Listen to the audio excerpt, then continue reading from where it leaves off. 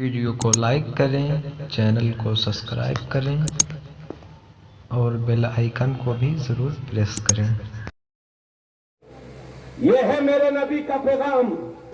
نبی فرماتے ہیں کہ جو رشتہ توڑے تو تم اسے سب مل کے بولو، جو رشتہ توڑے تو آپ اسے جوڑو۔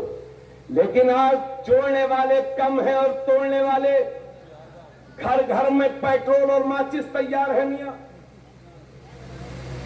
گورا چوکی میں 5 دوست ہیں، گونڈا میں 10 دوست ہیں، بلرام پور اترولا میں 5 دوست، لیکن جب گھر میں آئے تو سب سے بڑا دشمن اپنا بھائی لگتا ہے۔ یہی سکھایا تھا تمہارے نبی نے،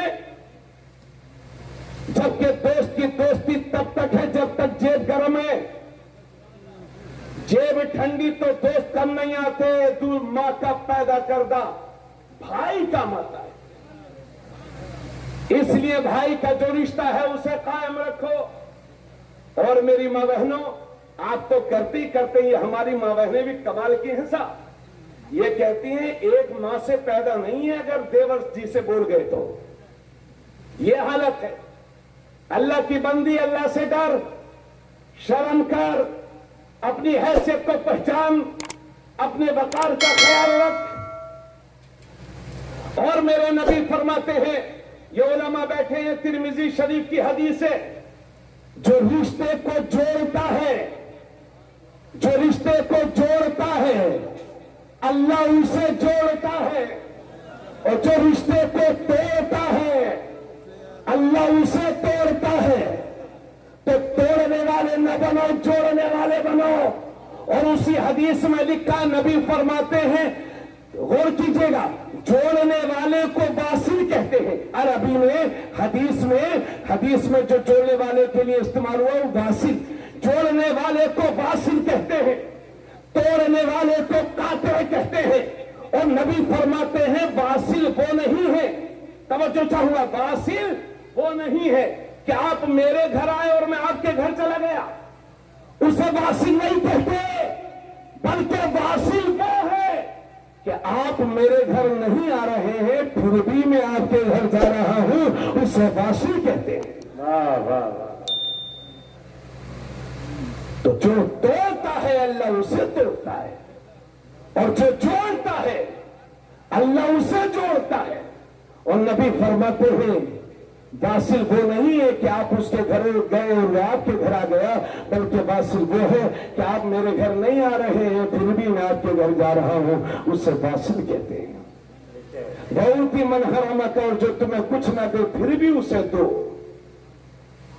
آج کل ہم نے دیکھا ہے کہ کچھ لوگ پوری زندگی چوراہوں پر صبح ہی چلے جاتے ہیں تاکہ دوسرے آدمی سے چائے پئیں۔ پوری زندگی میں کبھی دوسرے آدمی کو انہوں نے چائے نہیں پلائی ہوگی، ہمیشہ تلاش میں رہتے ہیں کوئی چائے پلانے والا مل جائے۔ مگر ہم نے ایسے لوگوں کو دیکھا ہے کہ وہ پوری زندگی ایسے ہی رہتے ہیں، چائے پلانے کے لائق ہوتے ہی نہیں۔ تو میاں ایسے نہ بنو، ایسے بنو۔ بہت ہی من حرم کا، ابھی 11ویں شریف آ رہی ہے، لسٹ بنے گی، فلاں فلاں کی دعوت کرو۔ ایک ساتھ کہیں گے نہیں ان کی کاٹو، کہ کیوں کہ انہوں نے ولیمہ کیا تھا تو ہماری دعوت کہاں کی تھی؟ اس حساب سے لسٹ بنتی ہے۔ انہوں نے ہمیں ووٹ دیا تھا کہ نہیں؟ اپنے پردھان جی کو ووٹ دیا تھا کہ نہیں دیا تھا؟ چلو دعوت کرو۔ نہیں دیا تھا، کاٹو نام۔ یعنی 11ویں کم اور سیاست زیادہ، 11ویں کم اور سیاست زیادہ۔ اپنی حیثیت کے مطابق لوگوں کو دعوت دو، اور حلال کمائی سے 11ویں شریف یا دیگر موقع پر کھانا کھلاؤ۔ کیونکہ ایک صحابی نے پوچھا تھا، بخاری شریف کی حدیث ہے، یا رسول اللہ اسلام میں سب سے بہترین عمل کون سا ہے؟ نبی فرماتے ہیں اسلام میں سب سے بہترین عمل یہ ہے کہ کھانا کھلاؤ، اور جسے پہچانتے ہو یا نہ پہچانتے ہو، اگر وہ سنی مسلمان ہے تو اسے سلام کرو۔ تو کھانا کھلانا اسلام میں سب سے زیادہ ثواب۔ حضرت عبداللہ بن سلام کہتے ہیں کہ جب نبی تشریف لائے تو نبی کی زبان سے جو بات مدینے میں میں نے سب سے پہلے سنی، نبی فرماتے ہیں جو بات سب سے پہلے میں نے مدینے میں حضور کی زبان سے سنی، حضرت عبداللہ بن سلام کہتے ہیں اس بات کو کہ نبی نے سب سے پہلے یہ بات فرمائی اور میں نے خود سنا۔ کہتے ہیں نبی نے 3 باتیں فرمائی تھی، یا ایھا الناس، اے لوگو، افشوا السلام، سلام کو پھیلاؤ، وَأَطْعِمُوا الطَّعَامَ، اور کھانا کھلاؤ، وَصَلُّوا وَالنَّاسُ نِيَامٌ وَصَلُّوا بِاللَّيْلِ وَالنَّاسُ نِيَامٌ تَدْخُلُونَ الْجَنَّةَ بِسَلَامٍ، اور جب سب لوگ راتوں میں سو جائے تو اٹھ کر کے اللہ کی عبادت کرو تاکہ تم سلامتی کے ساتھ جنت میں داخل ہو جاؤ۔ ارے تھک گئے ہیں کیا آپ لوگ؟ تو تھوڑا سا بولیے نا، اور زور سے بولے سبحان اللہ۔ بس ختم ہو رہی ہے تقریر، مگر کھانا کھلانا اسلام میں نہایت ثواب۔ اس لیے اگر اللہ آپ کو استطاعت دے، جتنی حیثیت ہو، بغیر کسی سیاست کے اچھے سچے مسلمانوں کو دعوت دو اور انہیں کھلاؤ، اللہ ان کی برکتیں عطا فرمائے گا۔ نبی فرماتے ہیں مہمان جب آتا ہے وہ خالی دامن آتا ہے، اور جب واپس ہوتا ہے تو گھر والوں کے گناہ سے اپنے دامن کو بھر کے لے جاتا ہے، یعنی ایک مہمان کی آمد سے گھر والوں کے سارے گناہ مٹ جایا کرتے ہیں۔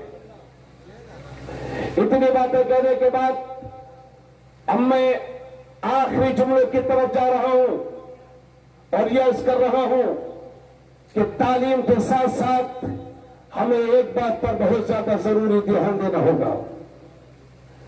ہمارے جو سب سے بڑے خرچ آج کی زندگی میں بن گئے ہیں وہ ہے ہمارے گھروں کی، مسلمانوں کی مہنگی مہنگی شادیاں۔ اگر کسی کی 3 بیٹی جوان ہے تو آپ کو معلوم نہیں ہے کہ رات کو چھپ چھپ کر کے روتے ہیں میاں 3 بیٹیوں والے، خون کے آنسو رونے پر مجبور ہیں۔ ابھی ہم مراد آباد میں ایک جگہ گئے، ایک خاتون سے ملاقات ہوئی، ظریفہ تھیں، تو اتفاق یہ تھا کہ ان کے گھر سے میرے گھر دعوت آئی تھی، تو میں شادی میں تو شرکت نہ کر سکا، لیکن میں نے ان سے کہا کہ بارات کیسی رہی؟ تو انہوں نے مجھے بتایا کہ حضرت بارات بہت اچھی رہی مولانا صاحب، اور 5 کم 100 رنگ کے کھانے تھے۔ کتنے؟ 5 کم 100 رنگ کے، یہ گنتی بھی، یہ جو جملے تھے وہ یاد کرو، 5 کم 100 رنگ کے کھانے تھے۔ تو کہیں 20 رنگ کے کھانے ہیں، کہیں 30 رنگ کے کھانے ہیں، کہیں 25 رنگ، 50 رنگ، 100 رنگ۔ ارے بھائی پیٹ ہی تو ہے، انڈیا گیٹ تھوڑی ہے، کتنا کھاؤ گے؟ اور صاحب لوگ فرمائشیں کرتے ہیں، صاحب جہیز کو دینا یا نہ دینا مگر براتیوں کی عزت رکھ لینا۔ ایسا لگتا ہے کہ مسلمانوں کی ساری عزتیں براتوں میں ہی ہیں، نہ برات کے باہر نہ اندر، اور جب کبھی میاں بیوی میں لڑائی ہو تو محلے کا کوئی نہیں آتا بچانے۔ 400 براتی، 500 براتی، 300 براتی، اور میاں کھڑے ہو کے کھانا کھا رہے ہیں، اور عورتوں کی بے پردگی، اللہ اکبر، 50 سال کی عورتیں، 60 سال کی عورتیں لالی پاؤڈر لگا کر کے، جن کے پوتے بھی ہیں، نواسے بھی ہیں، پوتیاں بھی ہیں، نواسیاں بھی ہیں، میاں 60 سال کی عمر میں لالی پاؤڈر لگا کر کے اسلامی ہے اور وقار کے جو دھجی تمہیں اڑائی ہے، تو یہی حال رہا تو قیامت کے دن سخت باز کوشش ہوگی تم سے، سختی کے ساتھ سوال ہوگا عورتوں سے۔ نبی فرماتے ہیں کہ میں نے جہنم میں عورتوں کو زیادہ دیکھا ہے چونکہ یہ اپنے شوہروں کی نافرمان ہوا کرتی ہیں۔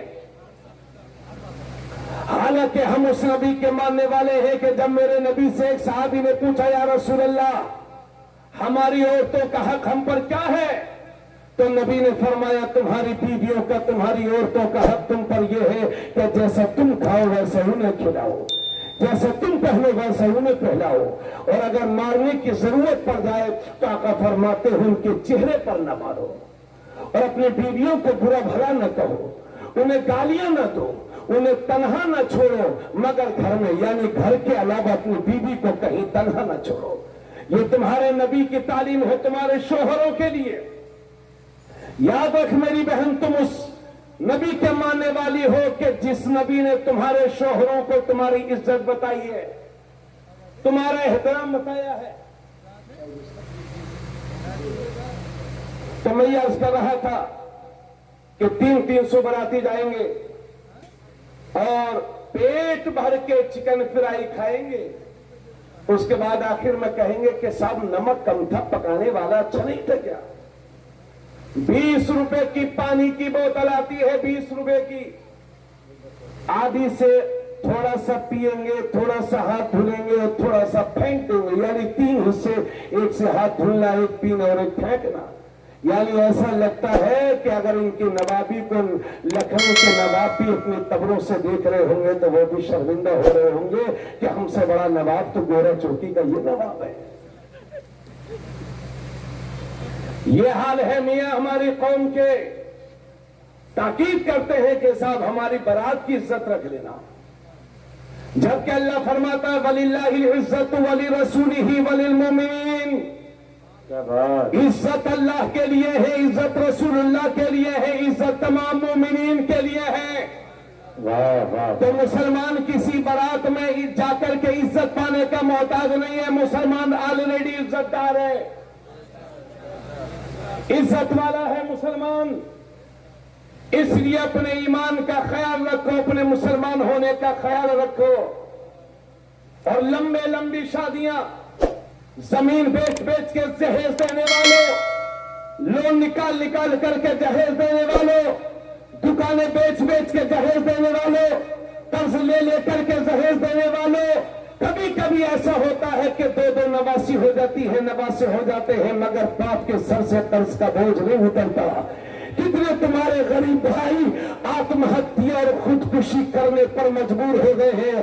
اگر 4 بیٹیاں جوان ہیں، 3 بیٹیاں جوان ہیں تو رات میں رومال لگا کر کے بیٹیوں سے چھپ کر کے رو رہے ہیں. اس لیے میری قوم کے امیروں اور میری قوم کے ذمہ داروں، خدا اپنے غریب بھائیوں کے جذبات سے مت کھیلو. اللہ تمہیں سلامت رکھے. شریعت کا دائرہ، شریعت کے دائرے میں رہو گے تو کامیاب ہو جاؤ گے. کہیں ایسا نہ ہو کہ آج کروڑ پتی ہو اور کوئی ایسی کیفیت، کوئی ایسی حالت آ جائے کہ کچھ زمانے کے بعد قرضدار ہو جائے. اس لیے اپنے دولت پر اور اپنی جائیداد پر گھمنڈ نہ کرو، تکبر نہ کرو. تم یہ سمجھتے ہو کہ سب سے بہترین شادی وہ ہے جس میں 10 طرح کے کھانے ہو، سب سے بہترین شادی وہ ہے جس میں کھڑے ہو کر کے کھانے کا انتظام ہو، سب سے بہترین شادی وہ ہے کہ جہاں استقبال اچھا ہو. لیکن تم جس نبی کا کلمہ پڑھتے ہو، میں جس نبی کا کلمہ پڑھتا ہوں، وہ نبی فرماتے ہیں کہ سب سے بہترین شادی وہ ہے اور سب سے زیادہ برکت والی شادی وہ ہے جو کم سے کم خرچ میں منعقد ہو جائے. واہ واہ واہ واہ واہ واہ واہ. سب سے بہترین شادی وہ ہے جو کم سے کم خرچ میں منعقد ہو جائے. جملے یاد رکھیے، آخری بات جملے یاد رکھیے، سب سے بہترین شادی وہ ہے جو کم سے کم خرچ میں منعقد ہو جائے. اور نبی فرماتے ہیں اعلنوا ھذا النکاح وجعلوہ فی المساجد. آقا فرماتے ہیں نکاح کرو تو اعلان کر کے کرو اور نکاح کو مسجدوں میں منعقد کیا کرو. اگر کوئی یہاں نکاح کرتا ہے ہو جائے گا، اپنے گھر کے کمرے میں نکاح کرتا ہو جائے گا، جنگل میں کوئی نکاح کرتا ہو جائے گا اگر شرائط پائے جائیں. اگر کوئی 5 لاکھ 20 لاکھ کا ہوٹل بک کر کے نکاح کروائے گا، نکاح ہو جائے گا. لیکن آپ کے نبی، ہمارے نبی فرماتے ہیں کہ مسجدوں میں نکاح کرو. خود میرا نکاح بھی مسجد میں نہیں ہوا اور شاید کوئی اس مجمع میں ایسا ہو کہ جس کا نکاح مسجد میں ہوا ہو. لیکن نوجوانوں تو میں دعوت دیتا ہوں اپنے نبی کے فرمان پر عمل کرنے کی طرف. تو میں بلاتا ہوں نبی کے دین کی طرف اور حضرت بابا اسلام الدین کے آستانے کے سامنے وعدہ کرتا ہوں کہ انشاءاللہ اپنی بیٹیوں کے نکاح مسجد میں کراؤں گا. اور जहां तक खानदान में बस चलेगी इंशाल्लाह अपने बच्चों के निकाह मस्जिद में कराऊंगा। और चाहे जायदाद दूं या ना दूं, चाहे जहेज दूं या ना दूं, लेकिन मेरी बेटी के, मेरी जायदाद में मेरी बेटियों का जो हक शरीयत ने मुतय्यन कर रखा है वो जरूर दूंगा। अभी 8 महीने पहले भारत का सुप्रीम कोर्ट कहता है कि बाप की जायदाद में बेटियों का हक है। अरे मुसलमानों, आप तो उस नबी के मानने वाले हो कि जो बात भारत का सुप्रीम कोर्ट आज कह रहा है वही बात तुम्हारे पैगंबर 1400 साल पहले दुनिया को बता रहे हैं। और मेरे नबी फरमा रहे हैं जिस तरह से बाप की जायदाद में उसके बेटों का हक है, इसी तरह से उसकी बेटियों का भी हक है। जरा जोर से बोलो। तो मस्जिदों में निकाह कराओ, उसके 3 फायदे होंगे। पहला फायदा ये कि मस्जिद में जब निकाह होगा तो अक्सर लोगों का निकाह जिंदगी में एक बार होता है, बार बार नहीं। जब मस्जिद में निकाह होगा तो फिर आपके निकाह में नापाक लोग शामिल नहीं होंगे। और दूसरी बात यह है कि जब निकाह होगा मस्जिद में तो निकाह के बाद जो पटाखे फोड़े जाते हैं 1000, 2000, 10,000 के, वो पटाखाबाजी नहीं होगी। और तीसरी बात यह है कि निकाह के बाद जब काज़ी इस्लाम या निकाह पढ़ाने वाला या इमाम मोहतरम या आलिम दीन जब दुआ करता है मस्जिद में, तो हदीस में लिखा है कि मुसलमान जब मस्जिदों में दुआ करते हैं तो अल्लाह की रहमत के फरिश्ते भी मुसलमानों के साथ आमीन कहा करते हैं। तुम्हारे निकाह मस्जिदों में होंगे, फरिश्ते आमीन कहेंगे। वो दुल्हन जिस घर में आएगी इंशाअल्लाह वो घर जन्नत ही में, दुनिया ही में जन्नत का हिस्सा बन जाएगा। उस घर में रहने वालों को सुकून मिलेगा। इसलिए लोगों आओ, इस्लाम की तरफ आओ, आओ रसूलुल्लाह की मोहब्बत की तरफ आओ, आओ अपने रसूल की सुन्नतों के आदी बन जाओ, आओ दुनिया को छोड़ करके गुलामी रसूल का पट्टा अपने गले में डाल लो, आओ कुरान से मोहब्बत करो, आओ अहले बैत से मोहब्बत करो। और मेरी बहन तू उस नबी के मानने वाली है, उस नबी की मानने वाली है कि जिसने दुनिया को तेरा एहतराम बताया है। इसलिए अपने नबी की तालीम पर अमल कर। पिछले 2 साल से अपने मुल्क में हिजाब का मसला छिड़ा हुआ है, इसलिए आज के नाजुक वक्त में मेरी बहन तेरा भाई तुझसे दरखास्त करेगा, खुदारा अपनी इज्जतों का ख्याल रख और अपनी इस रसूल के फरमान के मुताबिक अपनी जिंदगी को जी। हिजाब और पर्दे का ख्याल रखो, अपने घरों में निज़ाम मुस्तफा कायम करो, नमाजों का एहतमाम करो, इंशाअल्लाह कामयाबी तुम्हारा इंतजार करेगी। अस्सलाम वालेकुम रहमतुल्लाहि। तूफान गया फिजाओं में कोई तान गया, छा गया अब्रे करम